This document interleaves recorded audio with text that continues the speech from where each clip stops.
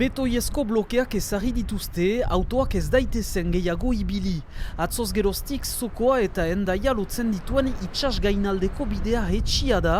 Protokolo berri bat oraindik goiti, alerta lirandia piztuko delarik uain azkarrentzat, prefeturak bide hori zerratuko du sistematikoki, ez dakigu oraindik zonbat egunen buruan berridekiko duten. Lanjera kendua izanen delarik, teknikalari batek behar du ikusi ian sekuritate mailan gauza guziak ongi diren berriz bide hori idekitzeko. Eta gero ondotik erabaki hartu izanen da, idekitzen den edo atxikia esten den bide hori.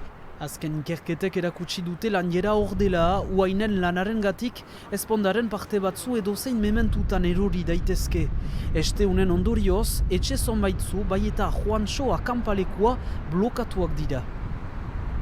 On accueille des clients, donc là il a fallu leur demander de ne pas venir, ceux qui avaient réservé ce week-end. Ceux qui étaient là, il a fallu leur demander de partir. Ça devient compliqué en n'ayant pas d'accès. Bide tipi batetatik pasatzen aldira, bainan hertsiegia eta uholde gune batean kokatua. Bi automobile ez dute elkar gutzatzen. Pena da ez dutela antzinetik ikusi hori, iten altzen aixe bertzele bide bat, beden.